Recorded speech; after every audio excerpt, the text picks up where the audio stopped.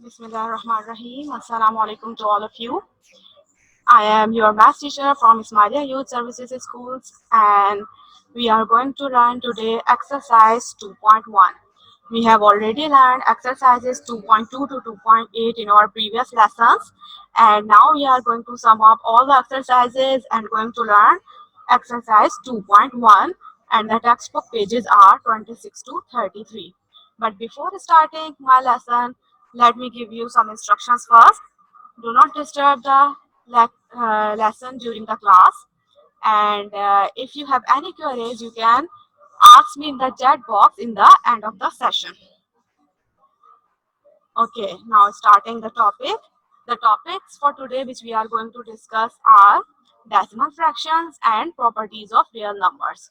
You are already aware of the term decimal fractions since childhood. Decimal fraction, or you can say decimal numbers. And now we are going to learn the types of decimal fractions. There are basically two types of decimal fractions. One is terminating decimal fraction and the other one is non-terminating decimal fraction. The non-terminating decimal fractions have more two types. The first one is recurring decimal fraction and the other one is non-recurring decimal fractions. These are both the types of non-terminating decimal fractions. So it means that there are three types altogether. Now we are going to discuss what are these types. The first one is terminating decimal fraction. What is a terminating decimal fraction? It is a decimal fraction which must have a finite number of digits after the decimal point. What does it mean? It means that whenever you convert any fractional number into a decimal number, a number would come which have finite or countable figures after the decimal point. It also must be a rational number. You are already aware of the term rational number, which is in the form of P upon Q. So this can be transferred in the form of P upon Q. These are terminating decimal fraction. For example, 3 upon 8 is converted into 0.375. So how many digits are there after the decimal point? 3. So it means that we can count these digits. These digits are 3. So these are finite number of figures after the decimal point. So it is a terminating decimal fraction. The other one is 7.2459. So we have four numbers after the decimal point. So these four numbers are also countable or finite. So this is also a terminating decimal fraction. The other one is 9.8. So 8 is also one digit. So it is also countable and finite. So it means that it is also the terminating decimal fraction. The other one is minus 0.73467. So however, there are five numbers after the decimal point, but five numbers are also countable. So any number amount of figure, any countable figure, you can have 6 number, 7 number, 8 number, 10 number after the decimal point. But if they are countable, they are finite, they have the limit, so they all belongs to the terminating decimal fraction. Now coming towards the non-terminating. Non-terminating, as I have already told you, that have two types. One is recurring decimal number and the other one is non-recurring decimal number. So first one is non-terminating but recurring decimal number. What type of numbers are they? A decimal number with a digit or group of digits that repeats forever. It means that if there is a decimal number and a particular pattern or sequence is going on after the decimal point, they belongs to recurring decimal fraction. For example, recurring decimal numbers, for example, this is the number 5.647474747. It means the whole lot of the 4747 is repeating itself. So this is the number which has a sequel, a pattern. So it is going on and on forever, but with a particular pattern. So this is called as recurring decimal number. So recurring decimal numbers have has a notation. What is this? Recurring decimal numbers are written in a simplified form by placing a dot or a bar over the first and last digits that are repeated.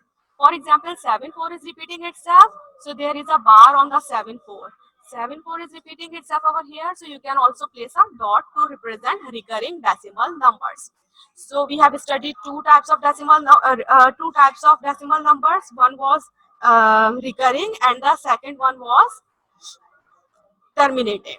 The third one is also non-terminating but non-repeating, or you can say non-recurring decimal numbers. What type of numbers are they? Decimal numbers which neither and nor have a repeating part are called non-terminating, non-repeating decimal numbers. These numbers do not represent rational numbers.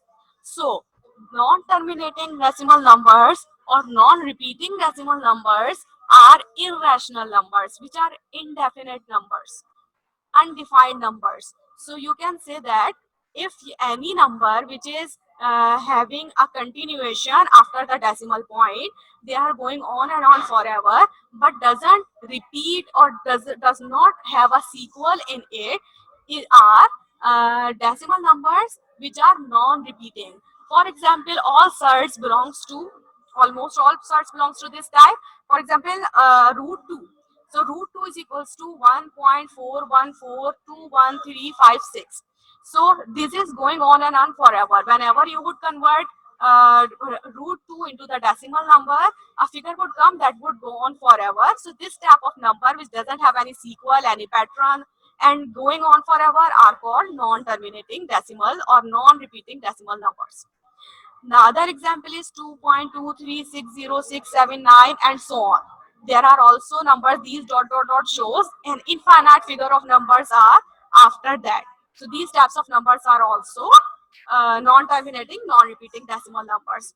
Now, let me conclude the whole thing. What I have told you before, I have told you three types of decimal numbers. The first one was terminating, which has limit, which has finite figure of decimal numbers after the decimal point.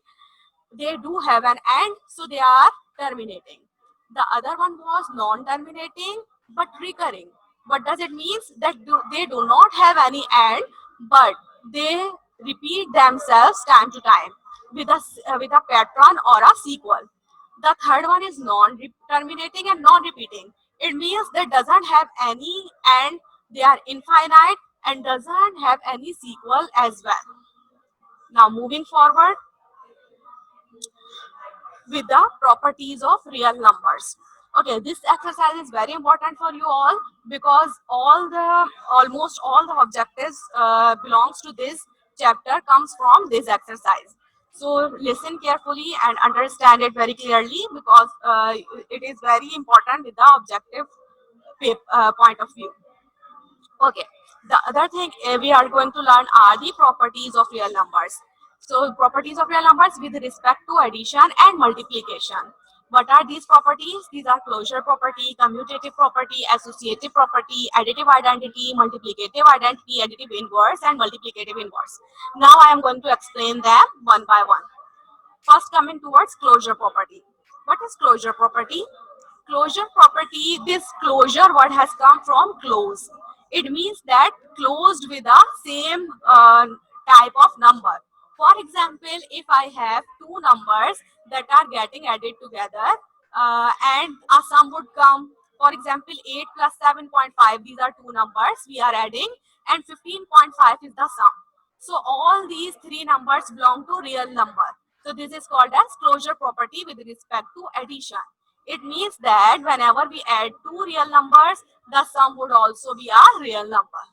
Now coming towards the closure property with respect to multiplication, it also means that whenever we multiply two numbers which are real numbers and having a sum, so these two numbers belongs to real numbers, so the the product would also be a real number. So the product of two real number is also a real number.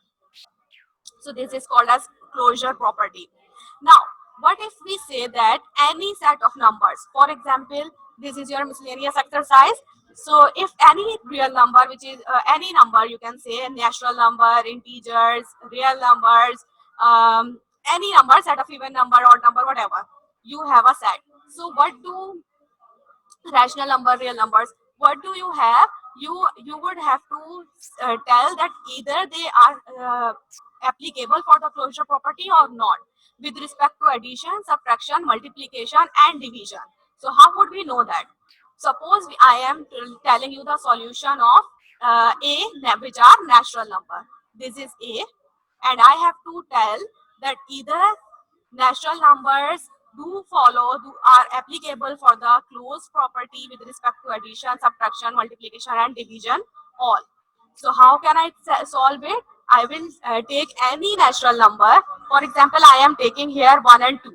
So I am adding 1 plus 2 is equals to 3. So 1 is natural number, 2 is also natural number, 3 is also natural number. So all these are natural number. It means that natural numbers are closed with respect to addition. Understand? Now coming towards the subtraction. Now I will take two natural numbers again. One is a natural number, two is a natural number, but we are subtracting them from each other. So the answer is in minus, which is -1. So this -1 is not a natural number. What is it? It is negative integer. So it means that it is not necessary that whenever we subtract two natural numbers, the answer would be a natural number. It can be an integer or any other number or zero or anything. So it is not closed with respect to subtraction. So the closure property does not apply to subtraction. The other one is multiplication. If we multiply any two natural numbers, suppose I am taking here 1 and 2 again. So 1 multiplied by 2 is equals to 2. So it is natural number, it is also natural number, it is also natural number. So it means that whenever I would multiply two natural numbers with each other, the answer would be a natural number. It means that it is closed with respect to multiplication. The other thing is division. It is not necessary that when we divide two numbers, the answer would be a natural number. For example, if I divide 1 by 2, the answer is 1 upon 2. 1 upon 2 is not a natural number. What is this? This is a rational number. So whenever we divide two natural number, it is not necessary that we would also get a natural number. So it means that subtraction and division are not closed with respect to natural numbers, and addition and multiplication are closed. It means that closure property is applicable to addition and multiplication, but not to subtraction and division. I hope you understand closure property very clearly. Now coming towards commutative property. Commutative property has two things, addition and multiplication with respect to. Addition means that you can add in any order. For example, if I add A to B or B to A, the answer would be same. For example, I am adding 3 to 5 or 5 to 3, the answer would be 8. Same is for multiplication. Whether I multiply A to B or B to A or 2 to 6 or 6 to 2, the answer would be same. So it means that commutative property is applicable for addition and multiplication. You can try to solve them as well as I have done in closure property. Now moving towards associative. Associative property is with respect to addition that whenever you associate two numbers, associate means to group two numbers. For example, when you add, you can group the numbers in any combination. For example, if A, B and C are to be added together, so whether you add B to C first and then A, or A to B first then to C, the answer would be same. For example, 5 to 3 is 8 and plus 2 is 10. Or you can also add in this pattern as well. 2 to 5 first, which is 7, and then 3 is 10. So both have 10. The answer is 10. The second thing is multiplication. Whenever you are to multiply three numbers to get a product, the answer would be same. Whether you multiply it any pattern. For example, A to B and C or A to B and C in this manner, that whether you multiply B to C first and then to A, or you multiply A to B first and then to C, the answer would be same. For example, 5 multiplied by 3 is 15, multiplied by 2 is 30. Or 2 multiplied by 5 is 10 and multiplied by 3 is 30. So in both condition, whether you group 5 3 and then 2, or 2 3 then 2 5 then 3, the answer would be same. So this is associative property. The next slide is additive identity. What is additive identity? Additive identity is 0. 0 is the additive identity of any integer. For example, if I am to add 0 to any number, the answer would be same. It won't change in any condition. For example, you are adding 0 to minus 7, so the answer would be minus 7. Whether you are adding 9 to 0, the answer would be 9. So adding 0 to any integer, the number remains unchanged. It means that whether you add 0 to any number, 10, 100, 1000, whatever the number may, the answer won't change. The answer would be same. So 0 is the additive identity of any integer. Now coming towards the multiplicative identity or identity property of multiplication. As the additive identity was 0, the multiplicative identity is 1. Why? Because whenever we add anything to 0, the answer would be remain unchanged. So whenever we multiply any number to 1, the answer would be unchanged. For example, if I am to multiply 100 by 1, so answer would be 100. If I am to multiply 2 by 1, the answer would be 2. So as we were adding any number to 0, the answer would be same.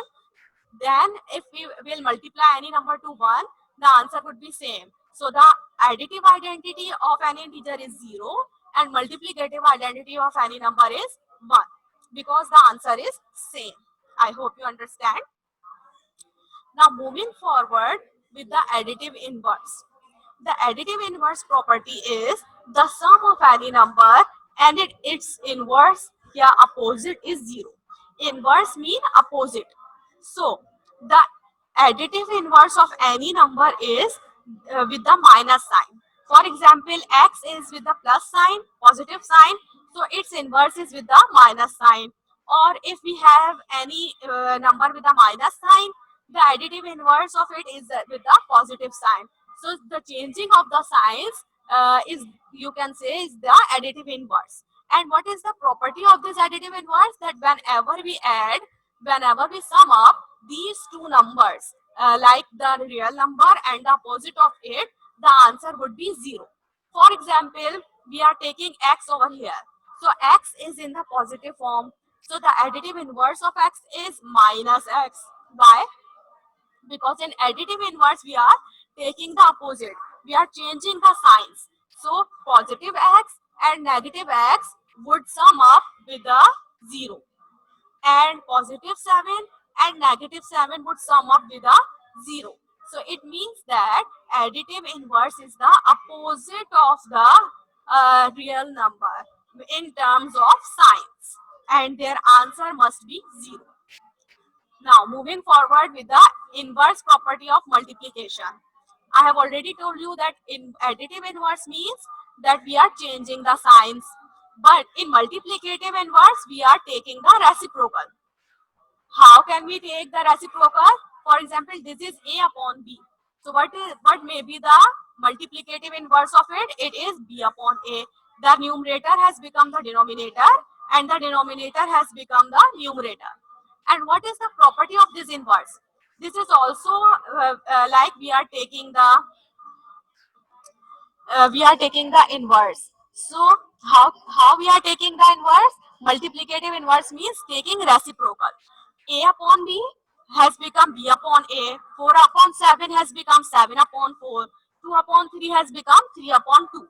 And what is the property of this inverse? The property is that whenever we multiply these two numbers, these opposite numbers, the answer is 1. The inverse property of multiplication states that the product of any number and its multiplicative inverse is 1. So in additive inverse, we were having the answer as 0, which was multiplicative identity. And in multiplicative inverse, we are taking the answer as 1, which is multiplicative identity. So these two slides shows that whenever we take the opposite of any number in terms of sign, it is called as additive inverse. And whenever we take the opposite of any number in terms of its reciprocal, like changing the denominator into the numerator and numerator into the denominator, it is called as multiplicative inverse. So these all the properties of real number which I have discussed. All the properties, closure property which was closed with respect to any true numbers, and commutative property means that whenever we add or multiply any number to another number, the answer would be same. Then associative property is grouping of the numbers, that whether we group up two numbers together. Additive identity is taking the zero is zero, multiplicative identity is one, additive inverse is the opposite of the number in terms of signs, and multiplicative inverse is in the terms of taking reciprocal. So that's all the properties of real number. Now coming towards the properties of real numbers, but with respect to equality. We have already discussed the properties of real numbers which were in the previous slides, but this is somewhat different because it is with the equality of real numbers. So these are the properties of equality of real numbers. That was simple, the properties of real number which we have discussed earlier. So the equality of real numbers has transitive, reflexive, and symmetric property. Now I am going to tell you what these properties really mean. The reflexive property of equality means that any value is equal to itself. For example, if I would take a as a variable, it is equals to a. And if I take 9.1, it is equals to 9.1. So any value equals to itself is the reflexive property of equality. Now, symmetric property of equality is that if a is equals to b, yeah, b is equals to a, so then b, it means that b is equals to a. It means that whenever we take two numbers which are equal to each other, so you may write it in any condition. For example, 9 is equals to c, so c is also equals to 9. So it means that this is applying symmetric property of equality. Now, transitive property of equality. It has three values. For example, it involves three values. For example, if A is equals to B and B is equals to C, then A is also equals to C. How come is that possible? Like 27 is equals to A and B is equals to 27, then A is equals to B. Why? Because both A and B is equals to 27. So C is equals to 27. I hope you understand all the properties very clearly. Now I am repeating myself. In reflexive property, only one number is involved, one figure is involved, which is a, or any number 9.1 or 2 or any number which is equals to itself. In symmetric property, we involve two numbers, like if a is equals to b, then b is also equals to a. In transitive property, we have three figures. If a is equals to b, b is equals to c, then a is also equals to c. Now coming towards the objectives, these are the objectives. I am not giving you as a home task. Home task is somewhat different, but I am giving you these objectives to solve it right now. So I am explaining these objectives one by one, then I will show the answers in the other slide. But while I am discussing these objectives, what you will have to do, you will have to write down the answers on a rough paper, and then when I will show you my answers, you will have to match them with these and self-assess yourself. The first objective is 25.01 is dash decimal fraction. What does it mean?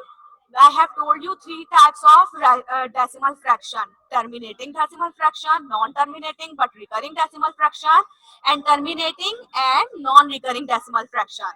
So the terminating was the one which had a finite number of figures after the decimal point. So it has 25.01. 01 is a finite number which is 2, 0 and 1. So it is what type of decimal fraction is this? You have to write it on a paper, and then I will show you in the next slide the answers. Okay, 0.090909 dot dot dot dot dot dot means that it has infinite number of figures after the decimal point. And 0.3333 and dot dot dot are dash decimal fractions.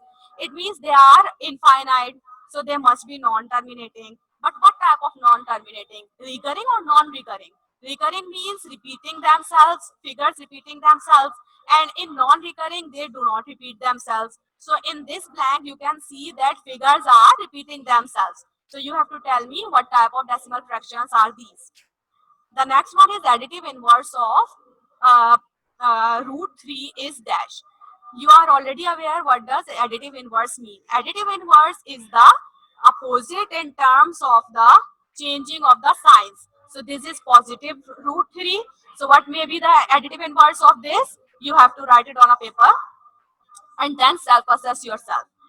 The second one is multiplicative inverse of x. So you are already aware that multiplicative inverse of any number is in the terms of taking reciprocal. So x is x. What is its reciprocal? You are well aware of it. X is equals to x is dash property. So how many figures are there in this? Only one.